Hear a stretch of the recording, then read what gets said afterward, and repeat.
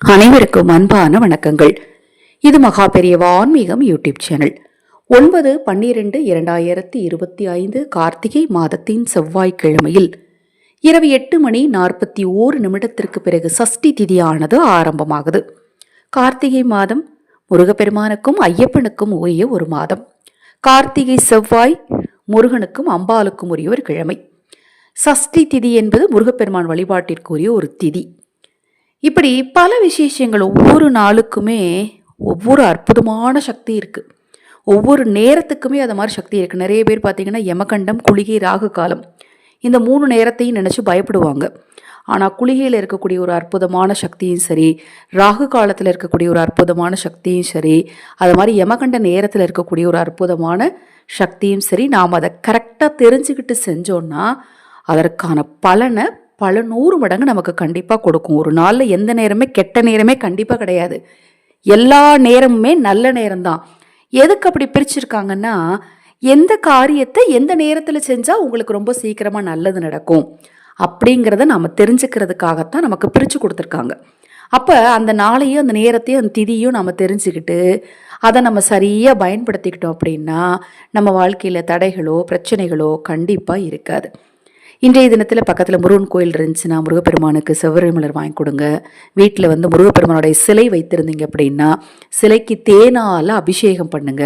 இன்றைய தினத்தில் வீட்டில் நீங்கள் வெத்தலை தீபம் ஏற்றினாலும் சரி, துவரம்பருப்பு தீபம் ஏற்றினாலும் சரி, சட்கோண தீபம் ஏற்றினாலும் சரி, அந்த தீபத்துக்கு பக்கத்தில் கண்டிப்பாக நீங்கள் வைக்க வேண்டிய ஒரு பொருள் என்ன அப்படின்னு பார்த்தீங்கன்னா விரலி மஞ்சள் வைக்கணும். விரலி மஞ்சள் வச்சு நீங்கள் தீபம் ஏற்றுனீங்கன்னா உங்கள் வாழ்க்கையில் இருக்கக்கூடிய துன்பங்களும் துயரங்களும் நிச்சயமாக நீங்கும்.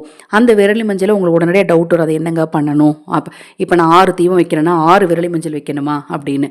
அது உங்கள் விருப்பம் தான். 1 வைக்கிறதா இருந்தாலும் வைக்கலாம், இல்லை 6 வைக்கிறதா இருந்தாலும் வைக்கலாம். அதன் பின் அதை எடுத்து எப்போவுமே பூஜையில் இருக்கக்கூடிய, அதாவது கந்திஷ்டி சம்மந்தமாக செய்யக்கூடியதை மட்டும்தான் உடனடியாக நீங்கள் அப்புறப்படுத்தணும், எரிக்கணும், ஓடுற தண்ணீரில் விடணும். இதை மாதிரி நம்ம செய்யக்கூடியதெல்லாம் நாம் எடுத்து பயன்படுத்தி நிலைவாசலுக்கு பூசுறதுக்கு, அது மாதிரி வாசு தண்ணீரில் கலந்து தெளிக்கிறதுக்கு, இதுக்கெல்லாம் இந்த மஞ்சளை நீங்கள் பயன்படுத்திக்கலாம். இன்றைய தினத்தில் அது மாதிரி முருகனுடைய பாடல்கள், கந்த சஷ்டி கவசமோ கந்த குரு கவசமோ திருப்புகளோ உங்களுக்கு என்ன தெரியுமோ அதை நீங்கள் தவறாமல் பாராயணம் செய்யுங்க. இன்று இரவு நீங்கள் செய்ய வேண்டிய ஒரு சூட்சம பரிகாரத்தை தான் நாம் இந்த பதிவில் பார்க்க இருக்கிறோம். தவறாமல் இன்றைய தினத்தில் முருகனை வழிபாடு செய்யுங்க. இன்றைய திதி பஞ்சமி திதி, அன்னை வாராய்க்குரிய திதி. வாராகி வழிபாட்டை எப்படி செய்கிறதுங்கிறதையும் நம்ம சேனலில் நான் பதிவு செஞ்சுருக்கிறேன். நம்ம சேனலில் நான் போடக்கூடிய பதிவுகள் உங்களுக்கு என்ன சந்தேகம் இருந்தாலும் சரிங்க, வாட்ஸ்அப்பில் கேளுங்க, கண்டிப்பாக தெளிவுபடுத்துவேன்.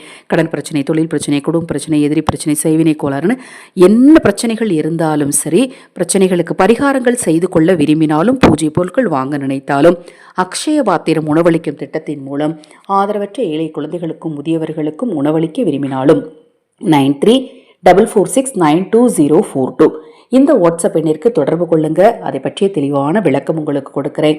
தீர்க்க முடியாத பிரச்சனைன்னு எதுவுமே இல்லைங்க. வழிபாட்டின் மூலம் நிச்சயமா தீர்க்க முடியும்.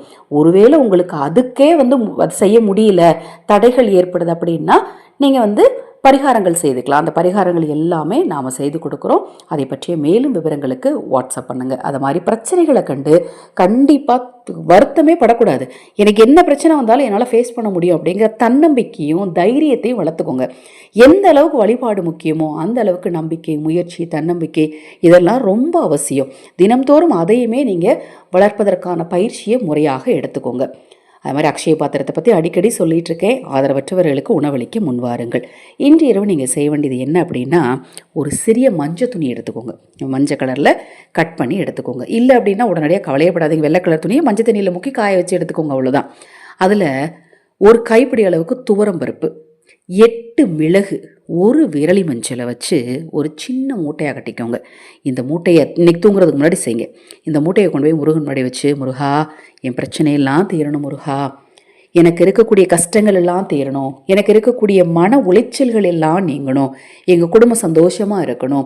நம்ம இவ்வளோதான் வேண்ட போகிறோம் இல்லையா, பெருசாக ஒன்றும் எனக்கு அப்படி செய்யணும் இப்படி செய்யணும். முதல்ல நம்ம நம்மளுடைய அடிப்படை தேவைகளை தான் கடவுள்கிட்ட கேட்க போகிறோம். அதை நீங்கள் மனதார மனம் உருகி எப்படி ஒரு தாய் தந்தையிட்ட கேட்பீங்க, அதை மாதிரி முருகப்பெருமான்கிட்ட கேட்டு அந்த மூட்டையை முருகனுடைய பாதத்தில் வச்சிருங்க. வச்சுட்டு நீங்கள் அடுத்த சஷ்டி திதி அன்னைக்கோ அல்லது அடுத்த வார செவ்வாய்க்கிழமையோ அதை கொண்டு போய் ஓடுற நீரில் விட்டுருங்க. இப்போ விளக்கு விளக்குக்கு முன்னாடி நீங்கள் மஞ்சக்கிழங்கு வச்சிங்க, அந்த மஞ்சக்கிழங்கு நான் என்ன சொல்லியிருக்கேன், நீங்கள் பயன்படுத்திக்கலாம்.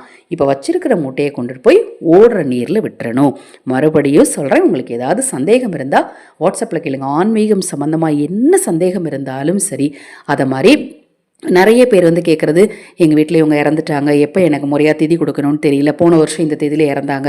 அதை மாதிரி உங்களுக்கு ஏதாவது டவுட் இருந்தாலும் தாராளமாக வாட்ஸ்அப்பில் கேளுங்க.